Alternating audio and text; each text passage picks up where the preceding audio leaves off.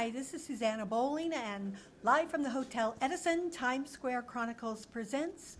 Today we're at the previews of a brand new musical called The Brooklyn Bridge, where you hear some of the songs and hear from the creatives. Join us for this new version. Okay, hi, I'm Ray Roderick. I'm director and writer of Brooklyn's Bridge, along with my wonderful collaborator, Joseph Baker, who you'll meet, I think. So basically, we've created this show, but to be honest, I did not realize years ago, I ran into this story about Emily Roebling, and I'm like, how do I not know this? I love New York, I love New York history, I love American history. How did I not know about her involvement in the building of the Brooklyn Bridge? So I started researching and found all kind of wonderful things about Emily and about her incredible husband, war hero, Colonel Washington Roebling, who fought in Gettysburg and six other battles. And they got married during the Civil War because her brother was Washington's general. And so Washington was decorated 3 times. He was the first to run up Little Round Top, so they're quite the couple in so many respects. And Emily is a modern woman in a Victorian age, and somehow their love never wavered, getting through the building of this bridge. And what happened is kind of extraordinary. There was the genius architect, the old man we call him in the show, was an immigrant from Germany, and he started building bridges, but he perfected this thing called wire rope. And by perfecting wire rope, they used it on the Erie Canal to pull, and it wouldn't break. Like the ropes would always break, and then there'd be traffic backups. This wire rope was... Wait, I have a question. Yeah. Is this the same kind of rope that we would now see on suspension bridges? Absolutely. So as in perfecting that cable, now we call it cable, they called it wire rope in those days, he was able to build a suspension bridge over the Niagara Gorge, and it was unbelievable. You could a steam locomotive could be carried by this what looked like a little thread up there. Wow! Right? People were just blown away, and everybody wanted for years, since 1800, the early 1800s, they wanted a bridge across the East River, and he wanted to build it. And he came up with a way to do it. He came up with a design, and it took years and years and years, kind of like building a musical, to get it to actually happen. And sure enough, they signed off on it. But it was after the Civil War. Wait, let's go back. Okay. Years to do this musical. How long have you been working on this? I really don't want to say.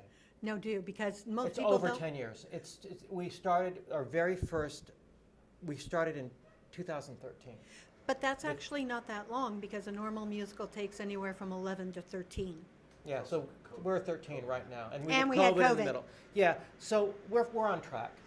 The bridge took 14 years. They said it would take 7, and it took 14. It said it would cost a certain amount, and it was twice as much. Everything was twice as much. Well, that's like normal life. It's life.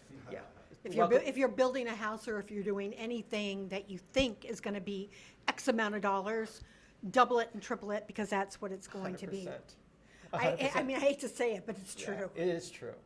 And this was true of the bridge, and it's still here. And it's one of the few bridges in New York that actually was probably over-designed, because they'd never done it before. They wanted to be really cautious. But it didn't have to be retrofitted in the same way that I think every bridge around New York has had to be re-engineered and retrofitted. Wow. Not the Brooklyn. What else have you written? Where else could we have seen your work?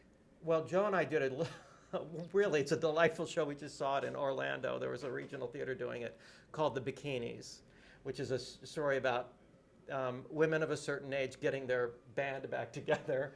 But it's super fun, and we wrote some pastiche original songs for it, and 4 or 5, that were original, but meant to sound like they were from the 60s or the 70s.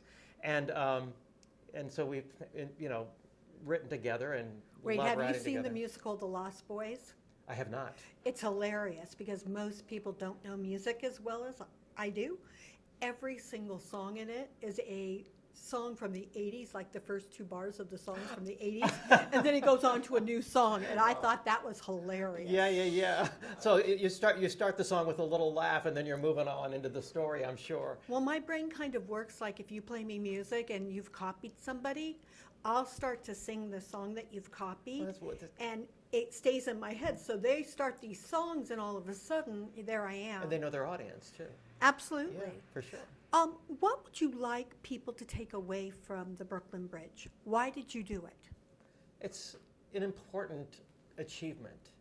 Like Joe said earlier, they called it the eighth wonder of the world. Oh, did they? Oh, yeah. And it's America's. It's America's bridge, and it was designed for people to walk. If you've walked any of the bridges, No. you need to walk the Brooklyn Bridge. No. It's got a what they call a promenade, a walkway. Oh, I've seen it. Along the top. It's wooden planks like a boardwalk, and you're above all the traffic. When you got the best view, and it was given to the people. It was designed for people, and they call it the last handmade bridge. Wow. Because technology was not that far along quite yet in terms of it was the beginning of the Industrial Revolution. They had steam power, but during the building of the Brooklyn Bridge, electricity all of a sudden is a thing. They understand how it works, and wow, it goes that far back. Oh yeah, but it was during the building of the Brooklyn Bridge that Edison and others, Tesla and others, were creating a way to light things with electric, and they had planned it to be gas lit, for pedestrians, and the lighting of the bridge would be gas, and then all of a sudden it was like, we're changing our minds. I'm very thrilled to say that they did it with limelight, a very theatrical light. You're going to love this story. I'm from California originally, and the very first time I went over the Brooklyn Bridge, I came here with my mom, and we met some people, and they took me to Brooklyn. As we're coming back, I thought I was completely stoned because there's this gigantic monkey hand coming down, and they were filming King Kong. No way. Yeah, swear to God. Yeah. You'll see it all on the Brooklyn Bridge. I'm pretty sure. Something else. Just a question. I'm fascinated by that poster. Could you just talk about who did that? It's fabulous. Well, this is a concept that we had come up with, and it's evolved, this poster. But this idea that we always see is a woman, a Victorian woman, looking at what she's done and beyond. Because it's about the future, really. It's about looking through the cathedral-like arches. It also looks like a portal. Yeah. So it is about. It's So about it's about this woman who could see more than anyone else could see in a way.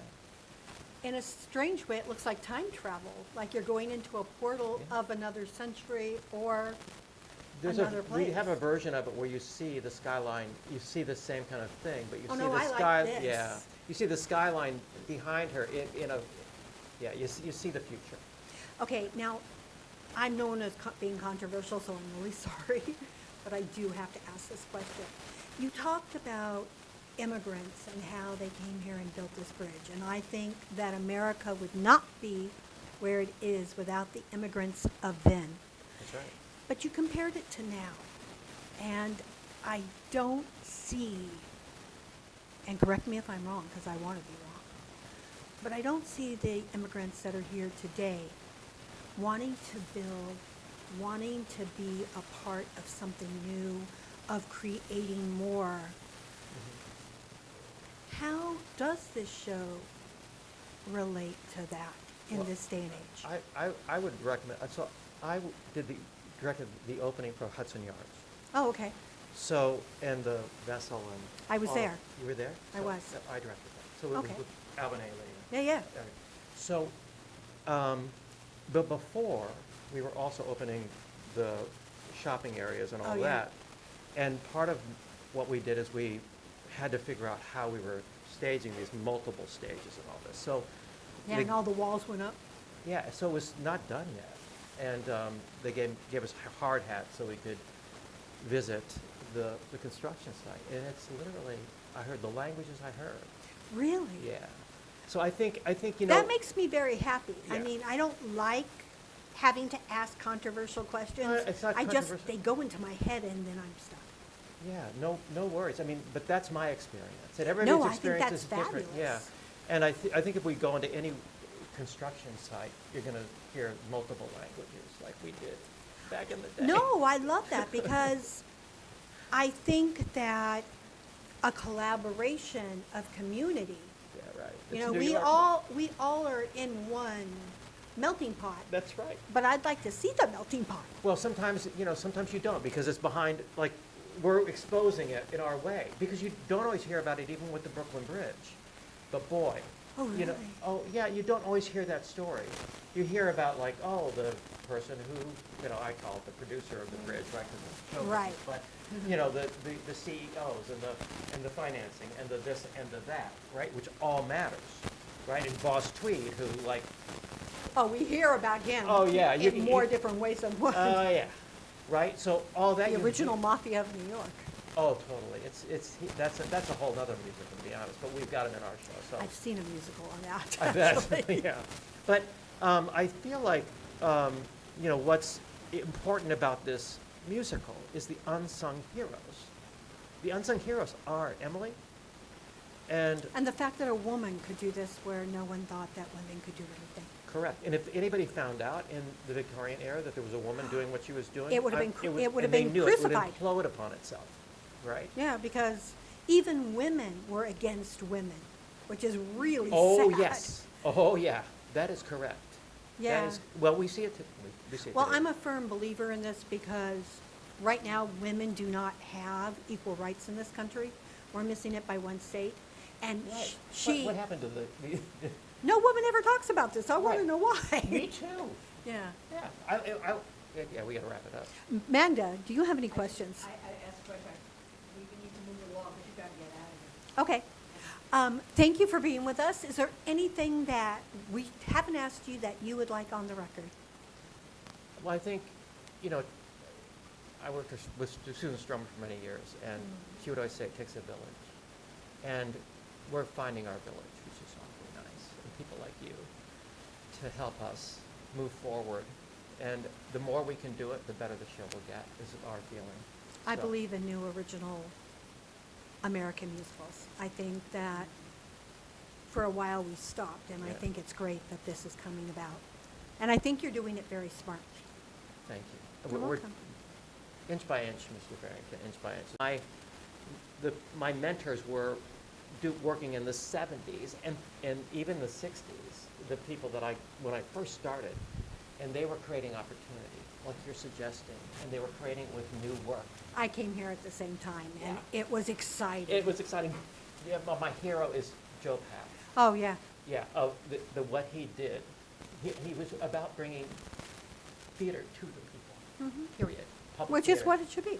Correct, and we need to do the same thing again in our way, whatever that is. And we've got some plans, by the way, that I'll fill you in on Cool. about how we're treating new work and how to develop it in New York, not in London, in New York. New York. Okay? Thank you so much. Thank you. We're almost there. And there's nothing closer. I told you I would never live in New York. You're gonna love Brooklyn. 17-minute walk. All uphill. That's why they call it the Heights. Breeze off the bay. Emily, I'll be needed at the work site day and night at a moment's notice. This is it. We're here, Washington. Here we are. And we're still in Brooklyn, Mrs. Roebling? Not funny. Where's the rest of it, Mrs. Roebling? Not funny at all, Mr. Roebling. I know it's smaller than we thought, and true, the kitchen's not a lot for what they're asking. Please don't mind too much. I'd have to have it. Have to? Like to have it. Yes. To stay in touch with you. Look, from this window, wherever you are, no matter where you are on the site, I will always be able to see you. New York, Brooklyn. You could be standing smack dab in the middle of the East River. Oh, and I got myself this, so I can spot you working on the site every single day. Isn't that wonderful? All right. We'll find another place, closer to your work.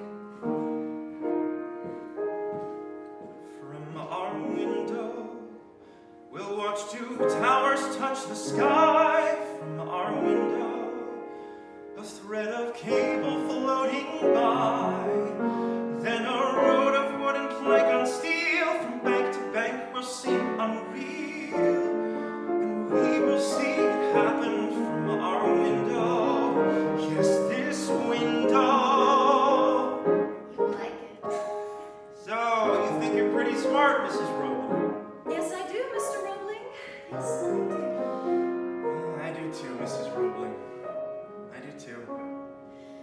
From our window, we see a father's plan fulfilled. From our window, his loyal son begins to build a bridge that soars beyond our wildest dreams and joins two worlds that can't, it seems, believe that it can be.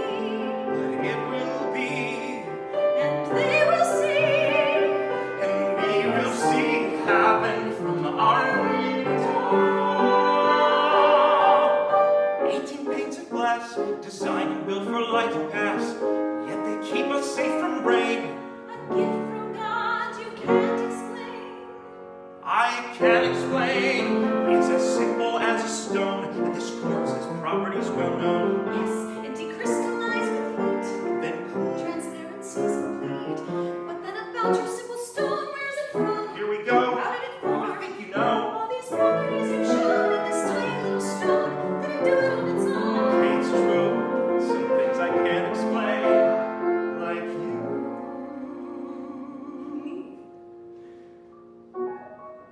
I can't do this. Yes, you can. This vision was my father's. He would know what to do. So do you. The laws of science and nature are squarely on your side. My father always said, if I look for the answers hard enough, I will find them. Right now, I don't even know where to look. Can't you see what's meant to be? The dreams become reality. Through a simple window. A lovely window. From our window, we'll watch two towers touch the sky. From our window, A thread of cable floating by, and then a road of wood and plank on steel from bank to bank will seem unreal, but we will see it happen. from our window. Yes, this window from our window, a bridge that soars beyond our wildest dreams and joins two worlds that can't, it seems, believe that it can be, and it will be, They will see. and we will see it happen from our window. I think we should take it, Mrs. Roebling. We already have, Mr. Roebling. I see. You see. Let's see. We will see. Let's see.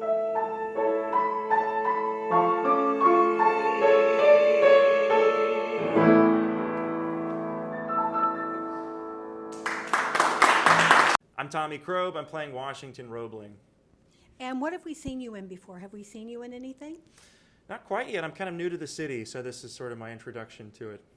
And your voice is glorious. Where have you studied and what roles have you played?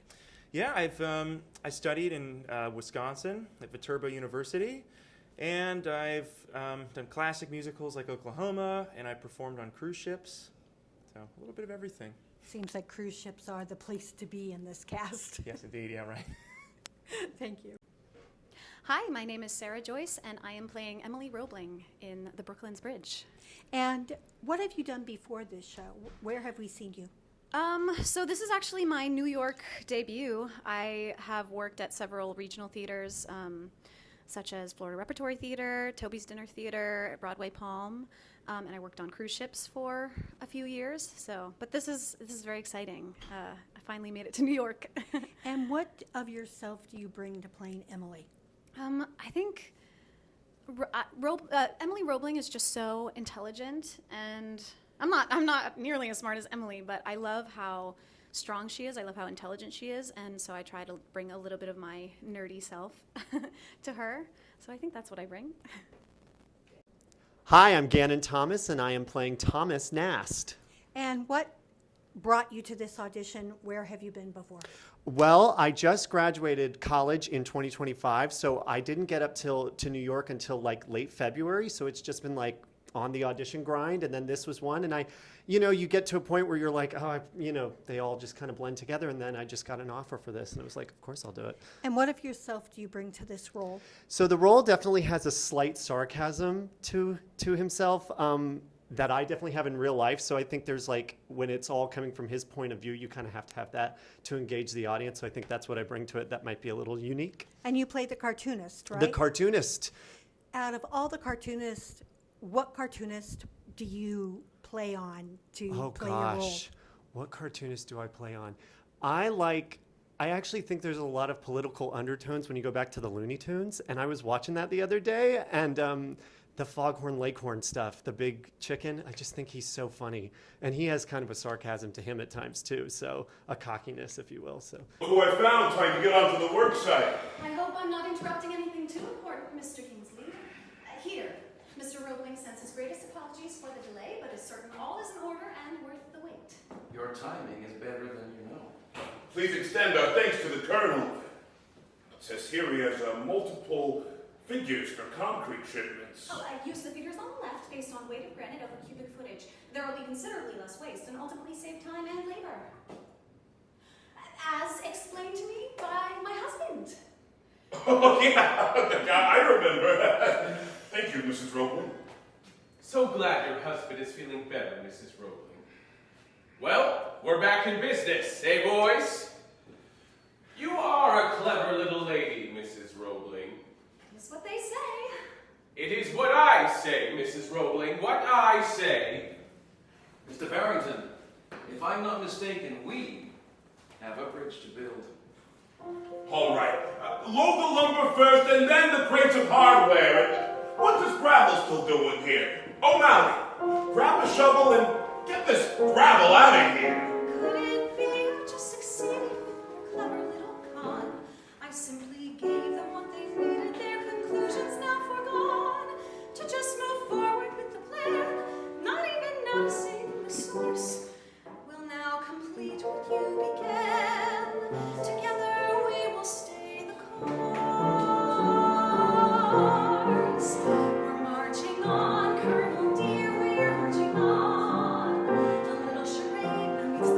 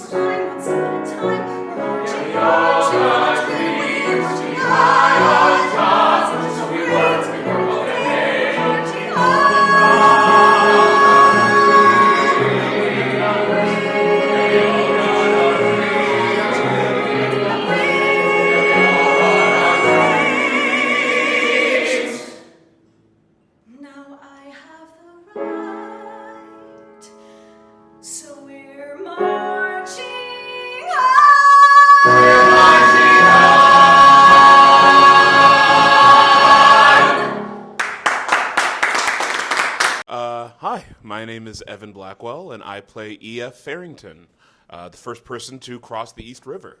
Where have we seen you before? What have you done in New York? So in New York, if you guys have been to the Argyle Theater, you might have seen me last year in The Music Man, or I've mostly done some non-equity national tours outside of the city. But this is my first time performing in New York City, so I'm very excited about that, especially with the show that's all about New York City and its illustrious history. So, very And what of excited. yourself do you bring to this role? I would say that I bring, for Farrington, I would say I bring a lot of his passion for just seeing something, beautiful finally come into fruition. I mean, I'm a huge history fan. I give tours in New York. I love that aspect of the city, and getting to perform a show that's all about that era, about the pre-Gilded Age, about such an interesting, forgotten chapter of New York City history, I think is such an honor and such a joy. Thank you. Hi, I'm Joseph Baker. I'm the composer of Brooklyn's Bridge and also the music supervisor. I have so many questions to ask you because Oh my I God. love Okay, music. I'll try to answer them all. Who were your heroes and inspirations in writing music growing up? Oh, whew. Okay, well, I started with a classical background. That's obvious. Okay, good. And I also had a background in progressive rock. Really? Yes, Genesis, King Crimson, some of these names. And so some of that energy in the show, it's really a mixture between classical and rock. Have you added any Civil War kind of overtures and musicals to it? There is one song that you'll have to come to the show to find out, but it is a war hymn that takes place. We have a sort of a metaphorical reenactment of Colonel Washington Roebling, who's one of our leads. So we do use we quote two songs in the Okay. show. One is Battle Hymn of the Republic, when Colonel Washington is in our metaphorical reenactment, rounding his men, and we equate the men dying with men who died during the Brooklyn Bridge. And so we go into How many his people head. died? I think on the Brooklyn Bridge, I think it's about 27. Wow. But there were cases where men got the bends. They called it caisson's disease because they were working in a caisson. And they sometimes got sick and never returned to work. So we don't know about those. There's actually a doctor who we quote from some of his medical logs about patients getting ill, et cetera. What other musicals have you written or music have you written? Well, I started out as a classical composer. Okay. I went to the University of Penn. Got to mention my alma mater. And I quickly got involved in theater with two young creatives, Scott Ellis, Oh, yeah. director, and Susan Stroman, the choreographer. Yes, I know her well. And I did a production of Grease with Andrea McArdle when she was Oh, 21 okay. years old. And I got thrust into theater, and I've never left. But I did work as a music director and associate on Broadway for several shows. What show? I conducted Blood Brothers. Oh, okay. I did A Night at the Catskills with Freddie Roman, inimitable Freddie Roman. If your music were to be compared with other Broadway composers, who would you want to be compared with? Oh my gosh, I hold so many composers, reverence. I think you can't not include Stephen Sondheim, No. Moriarty, Yes. Jason Robert Brown.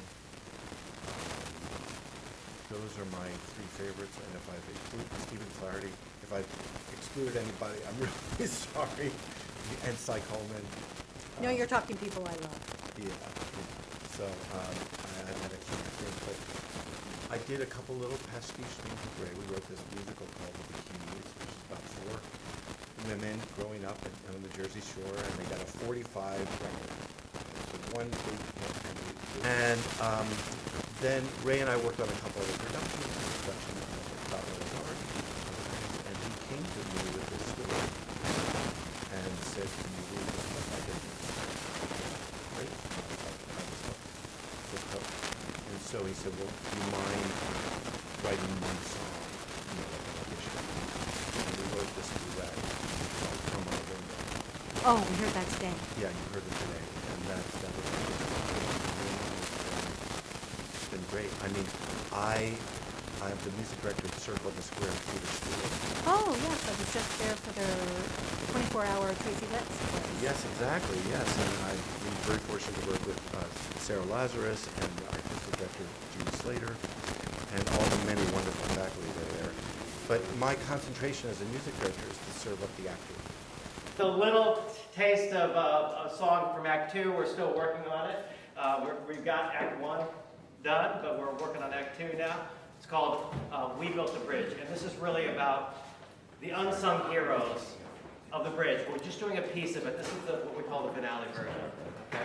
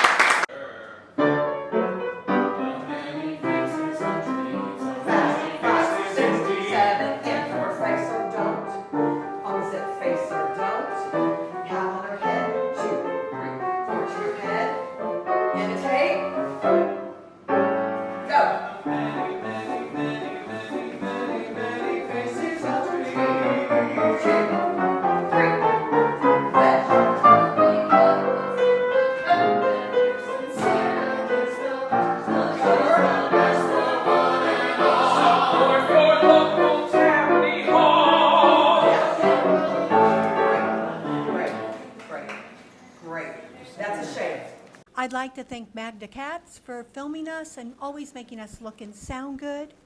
I'd like to thank the Hotel Edison for always being on our side.